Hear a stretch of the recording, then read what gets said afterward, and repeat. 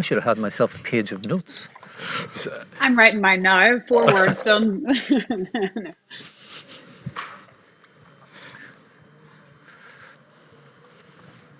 What I always end up doing is writing on my fingertips. I put things up there to remember. Who, what, when, where, why. Yeah. Yeah.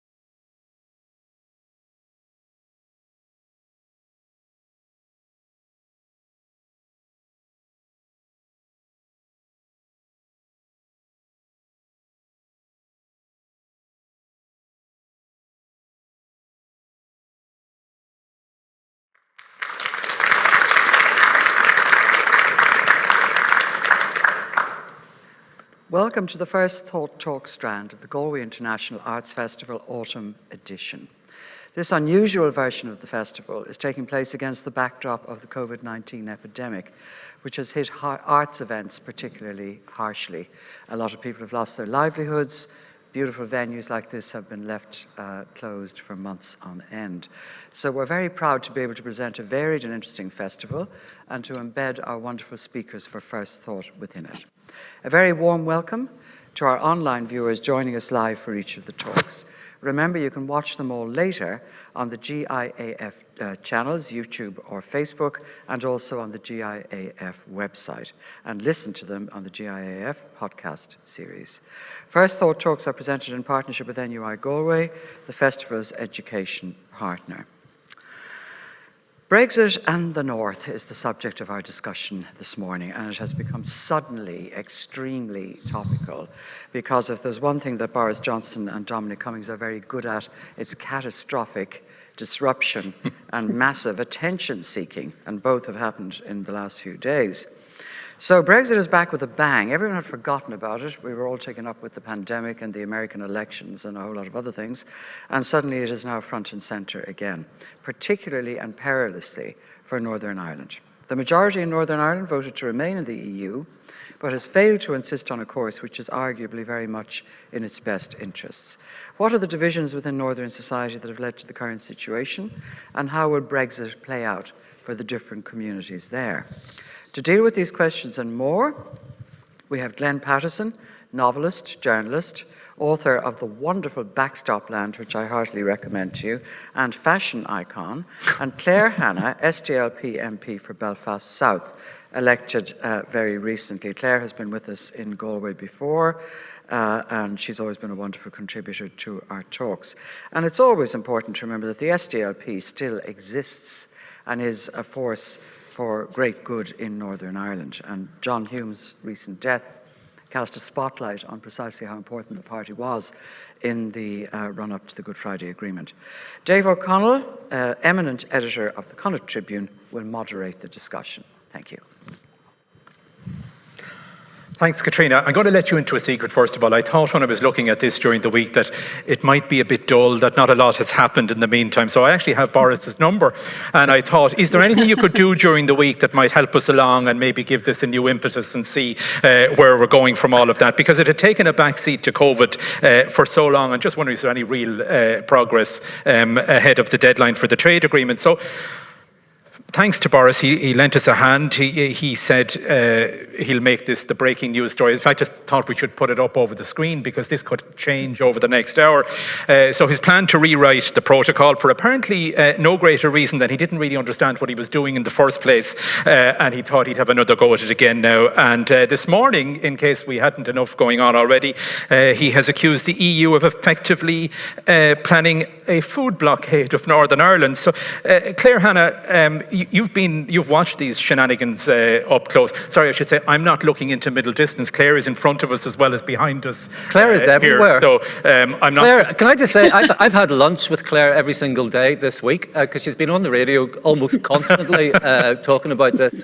And my nightcap is also with Claire, usually on Newsnight. So it's good to see you. That's more information than I thought we would get. That Claire and Glenn are enjoying nightcaps together. I should also, on the basis of full disclosure, tell you that Glenn was at a wedding in Canada yesterday, but unlike our former EU commissioner, a wedding anniversary, he did this remotely. So you're all okay on that. And in fairness to Claire, the reason that she's not with us is because she was in Westminster during the week and therefore is observing the rules. She also doesn't play golf, so she didn't see any great point in coming down to Galway, actually, which is where she's from, because Claire is a native of Barna. But the point that I wanted to make clear is this just a man who's kind of stumbling around in a very dark room and wondering, can he find a way out of this? Or is it just the kind of saber rattling that we might anticipate ahead of what will undoubtedly be the most crucial phase of these talks? So I think it's a combination of both. I don't think Boris Johnson is particularly a man for the strategy. I think he and my limited direct interactions with him, he is kind of what you see. He is sort of shambling in the moment, reflecting the last person he heard. But I do think there is a coterie, around Cummings and Gove and others within the government that have historically been, well, anti-EU and anti the kind of cooperation concepts, anti-devolution, anti-Good Friday Agreement, very explicitly in Gove's case. I think it's very clear this move, people will understand, isn't really anything to do with the Northern Ireland Protocol, which, as you say, it's got into the boring. We spent the last few months, my committee in Westminster has been, all about the exit summary declarations and the paperwork aspects and finding it to make trade unfettered. And ostensibly the bill is about, protecting consumers here and protecting peace, but it isn't. I mean, it kind of, it goes into some of the stuff around state aid, but even that is a bit of a fig leaf. Really, it's about ensuring there's absolutely no jurisdiction of the EU. So I don't think that Johnson himself know that this is any masterstroke, because he has made very clear he signed something in haste last year. In fact, he pushed for it. So he has, fatally undermined again any reputation he might have had for competence. So no, I think it's kind of madman theory, do anything and unnerve people and keep people not understanding what you're at. Yeah, I mean, Glenn, when you think about this, whichever way you look at it, either he didn't think this through properly or he glossed over this. Neither augurs well for his knowledge in this and what's going to happen going forward. It doesn't, and I think it's pretty clear if you look at what was said. Actually, if you look at what was being said by various of the people who were around Johnson, even at the time that the agreement was being signed, that there was always this suggestion that they could go back to it at some stage and they would fix it, or as it turns out, try to ignore it. And I mean, it is really one of those things that every time you think that you've seen the worst, something even more shocking happens. Probably the best, and if I say the best, I don't mean the most sane thing that I've read comes from Robert Peston, who is sane, ITV's correspondent, Robert Peston, who said that that some of the people around Johnson, and in particular Dominic Cummings, were obsessed with the fourth industrial revolution, with artificial intelligence, with high tech, and all things digital, and this idea, this obsession that if you're not leading it, then you are mastered by it, and that they would do almost anything to ensure that the UK, by which they mean Great Britain, it's quite clear they're not thinking of Northern Ireland, is keeping up with the US and China. So this stuff around state aid is, according to Robert Peston's reading of it, them trying to make sure that they can actually prime any of those digital and high-tech industries in the UK. Okay, and I want to come to that because, yeah, it's clear, yeah. When I say that, yeah. I would just want to, because that's exactly, I mean, that's I'm not very good at all the kind of Kremlinology of what they're up to, but I think that's a really good analysis of where it's coming from. But of course, again, it's either a misunderstanding or a red herring, because you don't need to be. I mean, look at Germany spends 4 times what the UK spends on state aid generally. We've just had, billions and billions, hundreds of billions through, furlough and so on. And if you think you have to leave the EU to support tech industries, come down. You don't. So I think that is what they're at. But again, it's either a misunderstanding or a misdirection. And aren't we in the South the case in hand on this with our corporation tax, which has been the envy of many countries over the years on this front? But it strikes me, and maybe this is being overly kind on this, that there had to be a degree of ambiguity about the protocol in the first instance in order to get it past that first base. So is there a question of kind of filling in the gaps that they had left in this? I mean, or is that being extremely kind and again crediting these people with a strategy or a level of strategic planning that they shouldn't be entitled to?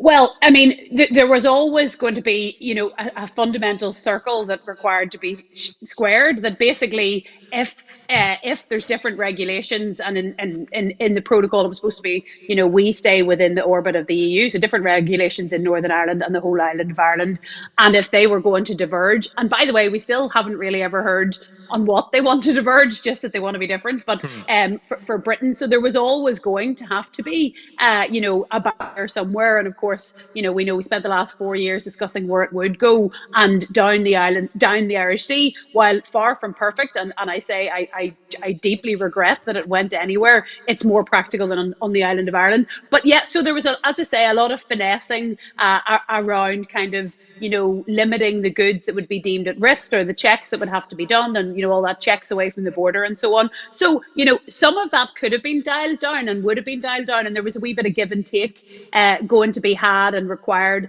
in the negotiations. And there were things that the EU, could be persuaded, I think, to loosen up on, et cetera, and that was happening, albeit the UK were kind of engaging at a very superficial level. So it was possible to do that. It's not possible to completely make it frictionless, if there is a big divergence, but that was happening, and that was going, and the negotiations were intensifying. But you lob a grenade like this in, and it blows the trust out of the negotiation, and it makes it very, very difficult to see how the EU could give that give and take. Well, it's kind of now, Glenn, that, excuse the phrase, but that a gun is being put to their head on this, and it has ramped it up to an extraordinary extent. I'm sorry. No, it's okay. They've had grenades and guns. But anyway, sorry, I should say before, we will have time for questions from the audience here and also from the audience at home, so please feel free to contribute on that. But do you take that point that it almost, I suppose, to inject this reality, we were talking a little bit beforehand, when you give somebody a deadline, and I say this as a journalist, you see that as the limit, not the target. So it's always going to go to the wire on this. We're fairly much down to the wire now, and perhaps it needed some injection of maybe too much reality. Is there any merit in that? Do you know Gary Lineker? Gary Lineker's description of football, which is football is a simple game. 22 people run around the field after a ball for 90 minutes, and then the Germans always win. I think in Brexit, it's 28 countries trade talks. 28 countries meet for months and months on end, and then Northern Ireland loses. I think that one of these big statements, these preposterous suggestions, is nearly always followed by something that leaves Northern Ireland slightly worse off than it would have been previously. So I'm doubly anxious when I hear things like this from the Conservative government. I really don't pretend to know exactly what is going on in their minds. I think this is all speculation, whether it is strategy, whether it's bluff, whether it's just to sow as much confusion as possible. I really, really don't know, but I think that the only way out of this, it seems to me, is that what has happened at nearly every stage of this is that the deal that has come out for Northern Ireland has tended to be worse than the one that was on offer going in. Claire, do you think the EU bears any responsibility in this? Because obviously when they set out on this, they had to make this an extremely difficult process for Great Britain to get their way out of Europe. Otherwise, you ran the risk of this starting a contagion of sorts, that the French have made noises, the Italians have made noises. So by its very nature, they had to put down a marker and say, this is not going to be easy and we're going to nail you every step of the way. So there's no doubt that politically, kind of leaders and politicians around Europe would be saying, yeah, well, hang on, we can't make this easy for you, et cetera, and potentially some thinking, if we can decapitate Britain in a way, it'll hell slap it up them sort of thing. But actually, I genuinely don't think that's what's going on. The fact is, we are dealing with a set of rules. It is, as somebody said, it's like going in and trying to negotiate with the automatic scanner in Tesco. There's an arrangement, there's a set of arrangements for how this works. And while, as I say, you can give latitude, it's the basic principle that you can't have all the benefits and not pay in and not have any of the responsibility. So, we literally are dealing with a bureaucratic, a rules-based order. So while, yeah, I don't think anybody was particularly trying to facilitate it, and it's fair to say that, like, some stuff around exit summary declarations, there were things, as I say, that the EU could and probably would have, softened up a little bit in. But the fundamental principle of the fact that there was going to have to be a barrier somewhere isn't anybody trying to, annoy GB. It's just, it's literally rules. Glenn, how much of this is about sovereignty? Great Britain, there's a hint in the title there that this belief that Britain should have sovereignty over what it does, when it does, and when it wants to do it. Well, certainly sovereignty is, as the week has gone on, I think that's what's risen to the top of the Conservative Party's rhetoric. And I think that that's probably a word that would play very well to many people who did vote for Brexit.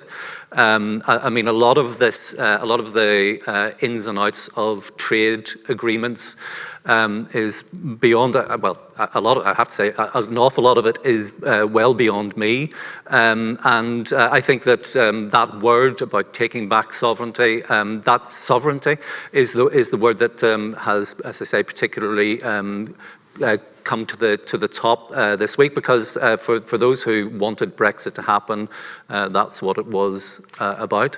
Yeah, it strikes me, and it was reinforced by Backstop Land, which, Katrina's right, is a brilliant read. Although at times I thought it was, I thought Spike Milligan had written it, and it was Puckoon all over again. And the other thing, and I said this to you, that it brought to mind, when you talk about all of the different denominations of unionist parties, it brought to mind the life of Brian and the People's Party of Judea and the Judea People's Party, and all of the different denominations that come within that. But nothing about Northern Ireland has ever been simple. So why would it start now? It hasn't been particularly simple, and certainly every step of this has made things even more difficult. But as I say, I don't think that Northern Ireland has ever been particularly at the forefront of the thinking of the Conservative Party. And I mean, I mentioned there are people who voted leave, and I didn't. And if they were ever to run another referendum, in which case we'd be going back in, that would be what I would be voting for. But I try to always, or try not to fall into the trap of blanket condemnation of people who wanted to leave the European Union. Not everybody who voted leave was a dupe or a xenophobe. And I think that sometimes possibly we might be in one of these situations where we're broadly talking to people who agree with us. Yeah. And that does trouble me. I mean, to give an example, and this relates to Northern Ireland, and I do quote this in backstop land, on the shopping street around the corner from where I live, there's a Whole Foods shop that I go into quite a lot, and I went into the Whole Foods shop and I was talking to the guy who runs it. He voted Remain, but I was talking to him one day and he was genuinely, I could see it in his face, he was pained, and he said, Glenn, I hear people talking about people who voted leave as though they were stupid. He said, people come into this shop who voted leave. They're not stupid. This is what they think. And it really was genuinely paining him. And I think there's really, there is a kind of a job of understanding that we've got to do about all those constituencies, some of them in Northern Ireland, many in the rest of, in Great Britain, who voted to leave. I think Claire has a visitor, have you? So, on to childcare.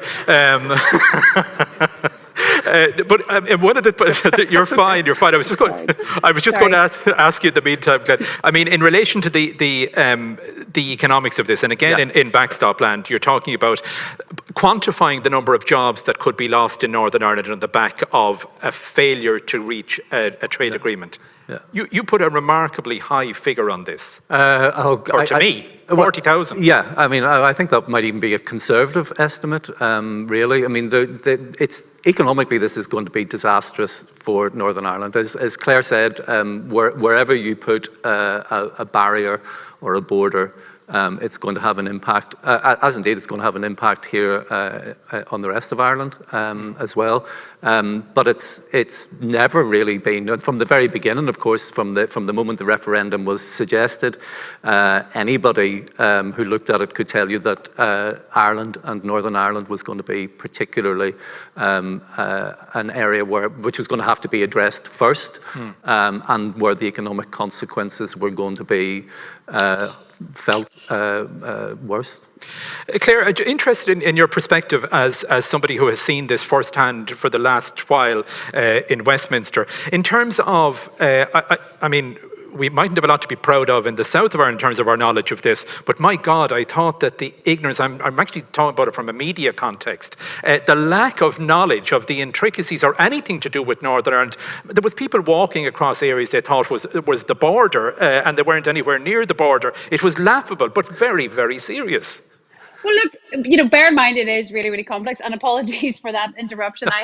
I had kept some sweets here for exactly that now, so I've just, in a fine exam, I've just flung some Haribo down the hall there, so hopefully that's going to deal with that. But so it is really complicated, and as you say, some of it is around the intricacies of trade. But going back to Glenn's point about people who voted to leave, as they did, I agree, for really many reasons. There was a left analysis, Legsit about the European Union being kind of neoliberal and responsible for austerity, and there was absolutely threads of truth in that. And similarly, there were people who are and have been at the really sharp end of the labour market and who have seen services deteriorate. But the fact does remain that Brexit doesn't solve any of these things, and couldn't have solved, could only have exacerbated them. But because it is so complicated, it allowed people to sort of spin and dismiss and create a narrative. And because it was such an open question, they weren't made to have any specific prospectus about what was ahead. But look, like, I didn't know. I mean, still, my sister, who's bright woman, listens to the news, is an accountant. I remember about a year and a half ago, she said to me, "So which is the single market and which is the customs union? You know, after listening to it for over 2 years, it is really. And why should people know about trade and about regulatory and divergence and all that kind of stuff? So yes, and I suppose then the more touchy-feely aspects of Northern Ireland and just all the sovereignty and identity issues that are bound up in this are really, really difficult to understand. And I think, I suppose a good way to think of it is that the Good Friday Agreement was about not having to talk about the border and whether you look to London or Dublin, and not having to talk about your identity and not having to talk about your sovereignty. And Brexit means that's all we talk about. So, you know, the kind of the technical aspects of goods moving and not being able to move is one thing, but some of the things around, as Celine said, sovereignty and identity and aspiration are much more complicated. And, you know, you kind of almost do have to have lived here or at least studied it for a very long time to understand just how deep that can go and how much symbolic meaning, you know, borders and so on have as well. It's interesting. Sorry, Claire, Claire saying that about, you said about your sister and single market. I mean, she's going to kill me for saying that. She's an accountant. Her secret is safe. It's fine. I mean, I don't know about anybody else in the audience here, but I mean, the single market doesn't actually make my heart sing. You know, that's not, when I think of my sense of being European. I mean, there's a level at which I feel European that isn't entirely encompassed by this idea of the single market, and somehow I'm not saying it feels shabby, because of course it's not. It's vitally important. Markets are vitally important, but it seems in some ways that my understanding of Europe and my feeling of being part of the European Union is not market driven. I looked this morning at the seven. There are 7 institutions of the European Union, and I could only get 4 on the first rundown. And does anybody know the 7 institutions of the European Union? Please don't ask me that. Thank God he's looking into the audience. Over at me. It's like the leaving search. But seriously, so the 7 institutions of the European Union are the European Parliament, the European Commission, the European Council, the Council for Europe, is that right? Have I got that? The European Courts of Justice, the Central Bank. Does anybody know what the 7th one is? The Champions League. Champions League. And it's the it's the Court of I've got Audit. My face. Yeah. I've got my face on that I have at pub quizzes when I go, oh yeah, I knew that, you know, but as you're texting under the table, the reason I say that is that, I mean, I did, and I thought this around the time that of the referendum, when I was so passionately voting Remain, and I always think to myself, do I actually fully understand what it is that I belong to or want to belong to? And so I think that in many ways, as I say, my feeling of being European and part of a European Union and wanting to remain part of a European Union is cultural, is emotional, and you know, I should understand all the institutions. I should understand how everything works. I should understand where everybody arrives, where the commissioners come from, who votes for them. I should understand all of that. I also think that if people who feel a different way about Europe feel it on an emotional level, then I should also recognise that part of mine is could the same thing too. not be said from the other perspective, from the Leave perspective, that it's that same emotional response, that maybe they don't understand all of that either, although sometimes that's maybe dismissed a little bit quickly, that they voted for, it was to curb immigration was the great one on this, but that the subtleties on both sides maybe were lost on both ends of the argument. There was, I mean, I think you're right. It doesn't make people's hearts sing. And I remember during the campaign, and I was, you know, it was the most street fighting election I've ever fought. We literally were doing stuff that we haven't done before, stalls and triaging the specific issues that people have, because the media debate was actually shouting statistics at each other. Oh yes, but did you know 8% of our trade with Burkina Faso is this and that, and not really speaking to people's values, I suppose, on it. And it is that it's about,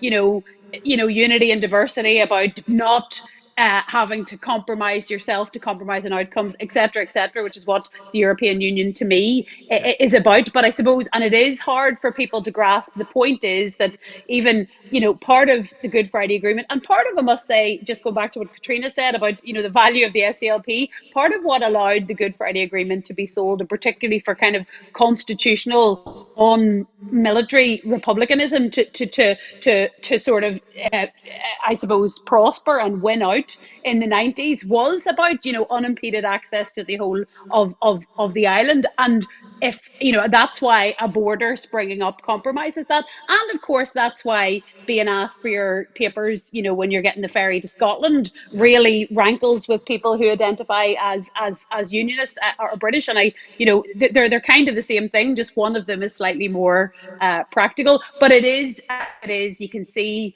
MPs across the water, some of them whose eyes glaze over, but some of them just genuinely can't really understand why it has, as we say, it has affected relationships in all the strands. The Strand 1, relationships within Northern Ireland, and it undermines the Assembly, and it undermines devolution, and it has just driven a wedge between people, relationships between Ireland North and South, because there is this potential barrier, and then relationships between Britain and Ireland, because we just can't understand how the other is being so unreasonable. But I know that sometimes, what? Just because you have to have your punnet of strawberries checked, it's hard for people to relate those two things. And without delving into the whole world of statistics, there is a statistic that Northern Ireland's economy is 70% based on public money. So it is a difficult proposition could the South afford the North if we were coming to a question like that? That's. It is one of the first questions that is asked. And again, I'm not an economist. I've tried to follow. The Irish Times all this week has been running a series of features on Shared Island, and that has come up again and again. I think that the answer is going to be that it's going to involve a lot of negotiations, protracted negotiations between Great Britain and Ireland, and about how Northern Ireland, which will no longer then be the United Kingdom if Northern Ireland is not part of it, then how it becomes integrated into an all-Ireland political system. So I think it would take a very, very long time, is my best guess, and that yes, there's going to have to be some kind of assistance for quite some considerable time. Yeah, I know, Claire, that was a bit of a leap from where we were, but I'm just wondering, from your perspective, do you think that the pandemic has changed anything? There's a certain logic to looking at the country as an island, and it has been looked at as an island if the same rules apply north and south. Do you think that has moved the goalposts inadvertently in any way? Well, yes, it has, because as you say, kind of one epidemiological unit, but also I think kind of the relative success, and I know we're kind of on all parts of the island, sort of cases are rising, but the relative success is, along with lots of other positive change, like a dynamic economy, like all the social change, is what I would consider a pull factor that's making people who wouldn't have instinctively been pro-Irish go, oh, that I wouldn't mind a piece of that success or a piece of that kind of cultural change. And then, yes, you're right, the kind of push factors are things like the way the Tories are getting on all the time. So they work in tandem. But your question about the economy is very, very real, and I suppose it underlines the fact that no matter how much I would love this not to be the case, there isn't an escape hatch marked border poll in Irish unity, and there are people who their answer to every bump in the road and every argument was, well, sure, we'll just have the border poll and it'll all be fine. Glenn has just touched on. Unfortunately, it will be very, very complicated in terms of, creating a new entity. There are real economic opportunities just in terms of, economies of scale and not duplicating services. But, there's obvious benefits to the north from being part of, as I say, a much more dynamic, open economy, and benefits you'd like to think for the south as well. But it you don't flip a switch on any of this, as well as the many other issues we've got to deal with around, rights and identity, and, continuing economic integration stuff like, if you paid your pension in the UK for, the last 30 years, does that continue? All that kind of stuff has to be worked out. And unlike, as we've just been shown, how you don't do constitutional change, there has to be a clear prospectus. And actually, the Remain side, the pro-UK side, will also have to, clarify what that will mean and how the kind of imbalances in the union and all that kind of stuff. So it is addressable. And I think things like that Irish Times series and my own party is kind of establishing a New Ireland Commission to try and look in different sectors and different strands of thought to try and pull all this together. And there's the Shared Island Unit. And I think we need to be kind of structuring these conversations in the way that, say, the New Ireland Forum structured them in the 80s. But unfortunately, it isn't. There's no magic button, and it's doing people a disservice, those who imply that there is. Yeah, I mean, Glenn, that kind of echoes a point that you were making to me before we started here, that not just economically, but culturally, there is a huge sea change. I mean, you made the point, actually, I'll let you make the point, in relation to the Protestant numbers in the south of Ireland vis-a-vis a united Ireland. Well, I mean, I hope I've got this right at the moment, and I got to say always how uncomfortable I am talking in terms of Protestant and Catholic. But I mean culturally rather yes, than religiously. Absolutely. But the numbers of Protestants living in Ireland at the moment, outside Northern Ireland, I think is around about 4%. Somebody will correct me if I've got that wrong. And I think that there's I mean, Ireland as a pluralist country, society. I think that there's maybe a difference if you then have an all Ireland that has maybe 20% of people who are Protestant by religion or Unionist by inclination and political affiliation, and so I think maybe there are some adjustments that will take time for everyone to think about what it entails. I'm saying no more than that. I mean, one thing again, I talked about this in backstop land. We always have this thing, and I think, Claire, I don't know if you'd agree with me, but I don't think this was just because I was growing up in a Protestant household. But I think we always had this thought that somehow socially we were, I mean, Northern Ireland was pretty awful in the 1970s and the 1980s.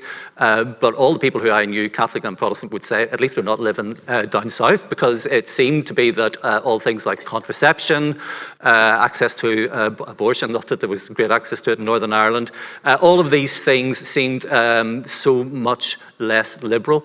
Last year I was doing the big gay tour of Belfast during Pride Week, and one of my guides echoed what I just said there, and he said it used to be that we looked down on there, and now we look up on down there. The rest of Ireland has changed in ways that Northern Ireland hasn't actually been able to keep up with, or really has been chasing to keep up with. So I think the contexts have changed quite considerably in recent years. But I still think that culturally there's a lot of thinking to do about what that means to have 1.87 million people currently in Northern Ireland as part of this United 32 county. Yeah, sorry, Claire, you were going to say? No, just, I mean, I agree with you. I mean, as you said, I was born in Galway, and though my parents were from the north, they'd lived in the south for 20 years, and we lived a fairly north-south existence, and I still do. I'm married to a Dub, and we're in Galway and stuff a lot. So, it is seeing it, I suppose, as more as one offering, but we're kind of squeamish, and particularly I think nationalists in the north are squeamish about the concept of regionalism. There's absolutely nothing wrong. I consider myself Northern Irish. I have as much in common with a Northern Irish Unionist and Protestant as I do with a Dub, and regional identity is very normal. As I say to people, have you ever met anybody from Cork? If you think that there's something inherently non-Irish, the People's Republic, the People's Republic of Cork. but that dynamic is so true about just the progressiveness in the south, and as I say, the dynamism in politics and culture. And I mean, even, you know, events like, when we think of culture in Northern Ireland, you know, there's a very vibrant and thriving cultural scene, but politically, when it's talked about, culture is, you know, we've got two cultures. You know, it's very segmented, and we always think of the kind of, you know, it's either marching or Irish traditional music. You know, it's not, you don't have to segment things as much in the south, so it's just a lot freer on a lot of issues. But I don't think there would be that much of a synchronizing problem if you acknowledge that it's perfectly natural and positive, you know, to have a shared northern identity that's different, perhaps, to the rest of the island. Yeah, well, of course, on the cultural front, it's a great movie. You should watch it, sometimes called Good Vibrations, that tells the story of the cultural scene in Northern Ireland. Of course you can. Can I, by the way, just, I mean, absolutely, like one of the finest pieces of theatre. I'm going to actually do an ad for Glenn Patterson, because Backstop Land was brilliant, and it looked at the Brexit and all the shifts and the threads in that, but some of the other stuff that's happening and changing in Northern Ireland as well, that I think was really important. And just when you mentioned being a Protestant, lapsed Protestant, which I don't know how long ago you wrote the book, but it was really, really kind of formative for me in some of my my views around thinking. And Glenn, you write for people like me with a short attention span. You know, you write kind of, they're essentially, they're essays, both books, and I would warmly and heartily recommend them both to people, as well as Good Vibrations in either. And I'll throw the international. Okay, so I'm away home. I'll throw the international. Thank you all so much. It's been so worth it. I'll throw the international in on top of that as well, which is a wonderful read. But you've kind of preempted where I was going to go with this, because both of you have a lot of experience. You have more experience of the south of Ireland than we have on the north, I think, without making a general point in that. I know that through the SDLP and a lot of work you've done with the Labour Party, you'd have a knowledge of the political scene, let's say, in the south as well. Do you think that we're very au fait with what's going on in the north of Ireland? It's easy to dismiss the Tories as not knowing what they're at, but how interested or how engaged and how knowledgeable are we about Northern Ireland? I used it at the event we had.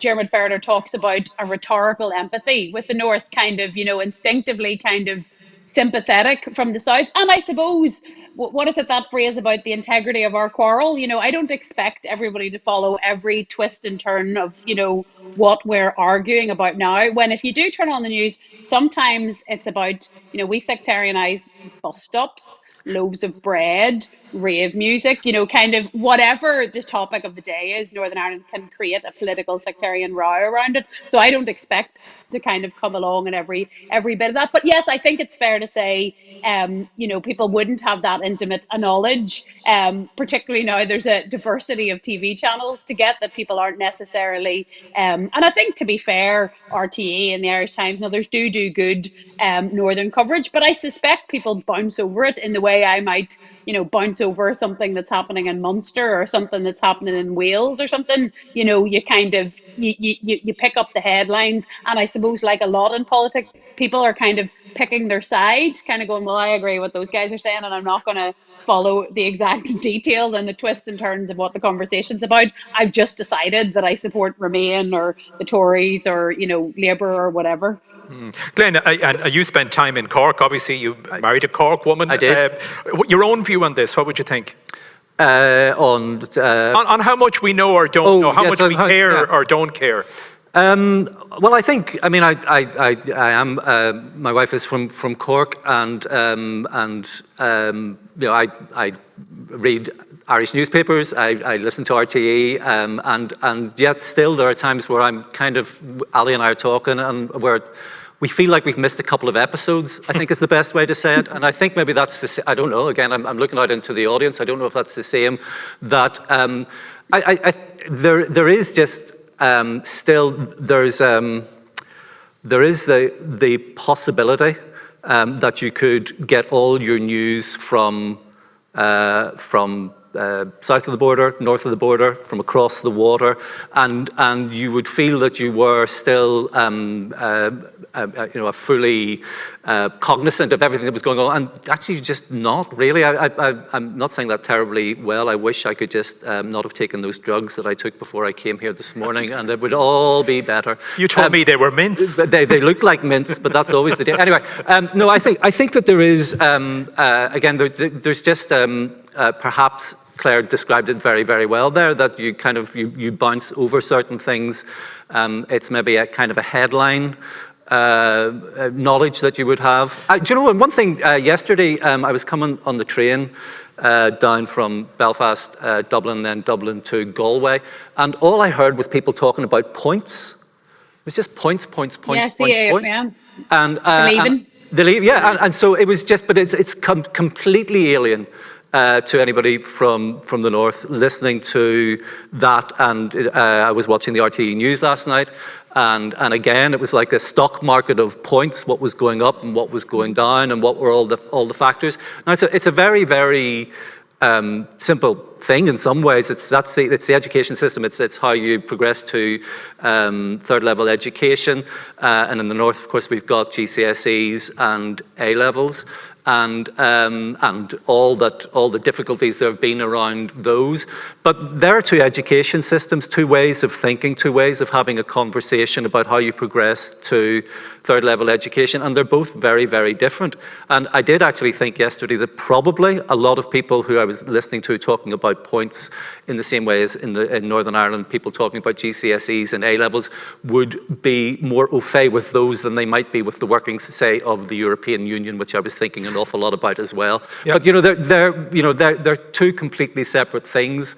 They cross over. My daughter's just gone to university in England, but she had also applied to Trinity. So it's not that nobody goes from Northern Ireland to universities here, but the way in which we talk about them and the investment that people have in points and GCSEs and A-level grades is completely different. I don't know how those two things come together in the event of a reunited Ireland. It reminds me of tell you what, that's going to be the easy bit. Those are going to be the easy things. Yeah, but one of the and it was a stark line that stopped me as well in backstop land. I think if I'm right on this, you said over half of school leavers leave Northern Ireland every year. Yes, that was what I. Now, are they leaving to go to college, or are they leaving to not? You left and you came back, so is it a bit of everything on that? Well, I mean, I did think that possibly at some stage in the later 1990s, people who had gone away did come back, and. I mean, I always thought of myself as somebody who commuted more than emigrated, because I was living in Manchester. It was so close. They used to send you your sandwich the day before because you didn't have time to eat it on the plane, and you could go backwards and forwards. I could get from Manchester to Belfast quicker than I could get to Dungannon. But yes, I mean, I think an awful lot of people are leaving, and as I say, my elder daughter has just gone, and in my family, everybody said, that's her, she's away, she'll not come back now. And that line, which again, Claire, I'm sure you've heard this, what is there to come back for? So it is a brain drain, and there's practical reasons. I mean, there's obviously the fact that it can feel suffocating, and the staleness of the politics and the frustration, I think, drives some people away. But also there's a very practical thing. We unnaturally cap the number of university places we have, which is quite simply a funding issue, and the executive and the assembly could choose to address that. And we export, I'm not sure about school leavers overall, but I think we export a third of our third level students. And you're right, so it's a brain drain, and maybe they do see the job and career opportunities to come back to. Some of that's changing until obviously we went and Brexited, but some of that there are increasingly more exciting jobs and so on. And if we keep the kind of I suppose renaissance and growth of the cultural sector, for example, was a bit of a draw. But it's also a little bit of a reasonable drain as well. I think the kind of people maybe who are desperate to get out are probably the type of people who might want to change the system and try and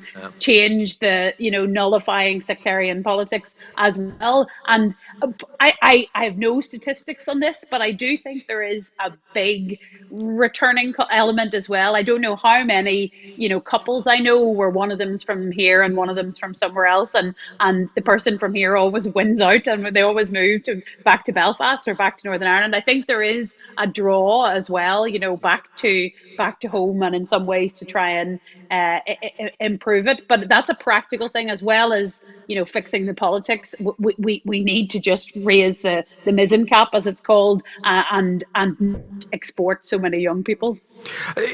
You mentioned politics, Claire, and it strikes me, and maybe this is simplistic of me from looking at it from this distance, but am I right in thinking there is something of, maybe a renaissance is the wrong word, but the SDLP, your own party, has 2 MPs now. It had no MPs before the last election. It was almost seen as though it got trampled in the grass through the political process. The official Unionist Party on one side, the SDLP on the other side, and we know who had taken over the middle ground. You also then have a growth in Alliance, something of a growth in Green. Am I right in seeing that there is a renaissance or a growth in smaller parties or less polarising parties? Yeah, there are real changes, and again, I think Glenn starts on some of those things in the book, available in all good bookshops. The one that pays its taxes, isn't that what you say there? But there is, because there's an increasing number of people who don't primarily identify as nationalists and unionists, and I think people shouldn't confuse that always with kind of ambiguity or agnosticism on the constitutional question, because increasingly I put myself in that category. I'm Irish. I'm a nationalist in that I believe in Irish unity, and I believe in kind of governance of the people of Ireland by the people of Ireland in all their diversity. But I kind of recoil from the label of nationalist, or the exclusive label of nationalist. So I think there's more trend of people saying, look, I don't really want to be put in a particular box, even if they may have a view, or and the Brexit referendum did show that there were people who didn't automatically slot into the place where you would expect them to by the statistics, who are open to a pragmatic argument. And yes, just the growth of the Green Party in particular, and yes, a resurgence of the centre ground in terms of Column and my election, and just I think maybe some of the Brexit stuff has focused minds back on kind of a slightly more complex analysis isn't necessarily a bad thing. But there are real structural problems, not least, and it's a story for another day. But there's real structural problems in the Assembly and in designation, and it was just the chokehold that the two larger parties have on resources and positions of authority, and therefore filtering down into votes. But there's definitely green shoots, and I suppose the one positive of the European referendum is that it kind of made people as well, well, actually I am European, and kind of feel a little bit more into those things and like the concept of something that we share in that way. Claire, can I just say, Claire, having promoted my book so well, thank you for that. I haven't written a book. No, I said you promoted it, yeah, but I wanted something that's been in my mind. I mentioned this to Dave before we started talking. A couple of years ago, a few years ago now, there was an event in Belfast at the John Hewitt Bar on Donegal Street, and it was for in advance of the naming of a bridge in Belfast down in the Titanic Quarter, after Sam Thompson, the great Belfast playwright, and who wrote a play called Over the Bridge, very important play. And I was at that event, and I think, Claire, you were there. And what was interesting that night was that I was looking, there were a lot of people who were associated with the SDLP, and I was looking around, and I was thinking of the L in SDLP. I was thinking of Paddy Devlin, one of the founding members of the SDLP, and I think Claire, what Claire has done in all her as councillor and then as an MLA and now as an MP has been absolutely brilliant. There is an element of the SDLP, as I say, that I think has been really, really important all the way through the last few decades, and it was there. That was that kind of cultural. I'm going to call it cultural labour. Well, the SDLP has always been a broad church, and it has been about, I suppose, that element of working the common ground. But just briefly, I'd organised that event because I'd run a campaign to get the bridge named after Sam Thompson, because he grew up right where it was, and he was competing with the newly born Prince, whatever Prince Harry's son is called, and Van Morrison. But anyway, we ran a campaign and we won. But the council, this is an example of that kind of staleness in the politics. And he was a very, very political playwright, and he wrote about sectarianism, and he wrote about kind of, demagoguery and all those things. But they put up a plaque at the bridge and they said, this is for Sam Thompson, who wrote about school days. And you're like, that's not what he wrote about. So we decided we better have an event to kind of talk a little bit more about what he actually wrote about. But there is, I mean, there's, yeah. No, sorry, Claire, I'll let you finish. But I'm just conscious we have about 10 minutes to go, and if there are any questions from the floor, if you can raise your hand. It's hard to see out through the bright lights, but if anybody does have a question, I'll come back to you in 2 minutes. Sorry, Claire, let you finish your point. Oh, I can't remember what my point was. Has anybody got, or have we anything, Sinead, from online? Hi, yeah, we have a question online, and the question to the panel is, do you think there will be a hard border at the end of the current negotiations? Straightforward, Glenn. No. No. Where will the border be? It might be a watery one, but there'll be softy, kind of splashy border, possibly, in the Irish. Well, I always, on the hard border, I mean, it's one of the things that perplexed me. And again, the European Union talks about the protection of the Good Friday Agreement first and the single market second. I think if the protection of the Good Friday Agreement is first, and everybody talks about that being that, well, then it's pretty clear what you have to do for that. That is no border, no hard border. But I could never quite work out who it was going to do it. It sounded a bit like, look what you're making me do. You've made us. We did it, but it wasn't that we didn't want to do it. You've made us do it. So my answer, my feeling is no. I don't know about you, Claire. Well, I believe there won't be, because there can't, but that doesn't mean the threat is removed. And I suppose some of the damage is already being done, as I say, just in that driving the wedge and in poisoning the relationships, I suppose. But I suppose explain where it comes from, because it is, people go, well, I won't put up a border. If you won't put up a border, it will kind of come by death by 1,000 cuts, you see, because they again, back to this rules-based order, that's what trade is based on.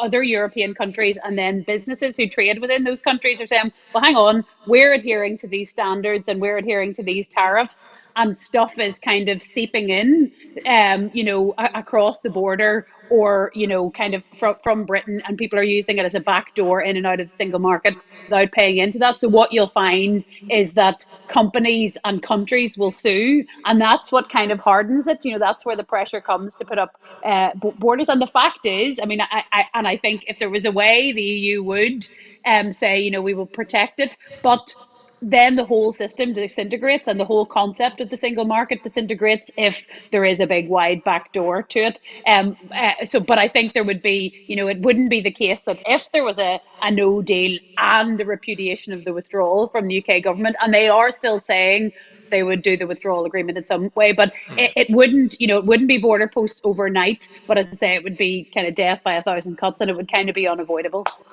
Okay, anybody here with a question for us? I have loads of them, but if anyone else has one that...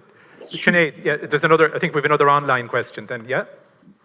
Yeah, so another question here is, if the British government continue on the current course and ignore the EU end of September ultimatum, what do you think will happen? Claire, do you want to go with that one first?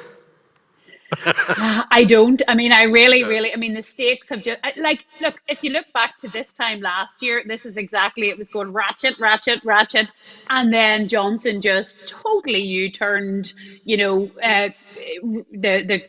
his deal, that the oven ready one appeared, which was a complete divergence from May's deal. So he could do that. I don't think he believes in anything in particular, and he could just kind of change. And that's kind of what we all hope happens. But the short answer is I just don't know. I mean, people will say there is wee bits of flexibility in that deadline, but the fact is they've rejected the transition, extending the transition. It would have to go back to the EU as a whole if they wanted to transition a bit more. And businesses are saying, look, transition is only worth having if we know what we're transitioning to. So, a cliff edge is a cliff edge to them. So the short answer is I really don't know, but the UK really is burning up goodwill because any extension will have to be agreed in every EU capital. I do know, but buckle up, as they say on Twitter. Glenn, and did you share that, or? I'm really not sure what I think that. I mean, at every stage along the way, something has come last minute, which doesn't mean that we should give them any credit for that, and we shouldn't set any store by it. And there will be a moment where that doesn't actually happen. And I thought, listening to the EU saying that. It's clear that the UK wants us to walk away, so we're not going to walk away, so we're going to stay in the negotiations, not because we think anything's going to come from it, just because we don't want to walk away because they want us to walk away. It's got to that kind of stage, so possibly everybody will just stay doing the same things, and that maybe, just maybe, something quietly will happen while all of that's going on. But I mean, I guess what happens if we get to the 30th of September is that without that, is we head towards no deal. No deal is no deal. Are we kind of hoping we're at the megaphone stage now and that things maybe settle down a little bit as that deadline comes very sharply into focus, or is that overly optimistic? I mean, that's what I would be hoping, that's what it is. But I go back to the very first thing I mentioned, or one of the first things I mentioned, which was that piece for ITV by Robert Peston, that perhaps there was a kind of a longer term ambition or project by certain people around Boris Johnson, which would say that anything in the short term is worth it to get Britain in the place to be at the forefront of this fourth industrial revolution. Now, I don't know but it sounded plausible as a thing that they were thinking, even if it doesn't sound sane. Yeah, it is plausible, and I think it is probably what they're thinking, but it's bonkers and it doesn't make any sense. And there's no point in leading all these things if you don't have a services agreement and all that kind of stuff. But I think that is unfortunately very optimistic, because it's one thing, and I think at the start of the week, before we saw this bill, it could have just been a bit of ratcheting up of tensions. They send the negotiator on tomorrow and stuff. But as I say, the bill explodes that, and it does. It is much, much worse. So that's what makes me. It's not just cranking up the heat, unfortunately. And I'm conscious we're going to finish up now. Can I ask both of you? And I mean, it's a very simple question and it's a very complex answer. If we were back here this week next year. Glenn, I might ask you first. What do you think? How would you outline what has happened since? In 2 sentences, and you'd be grand. How many swear words am I allowed in there? Well, just that one, just repeatedly. You'll have another book out by this time next year, which will be called... Well, you were saying you were thanking Boris Johnson for giving us something to talk about at this session. My book, Backstop Land, came out originally on the 31st of October 2019. As I said, the only thing that came out on the 31st of October 2019, because the publishers thought it would come out on the same day that the UK left the European Union. And of course, they got rid of the backstop immediately before.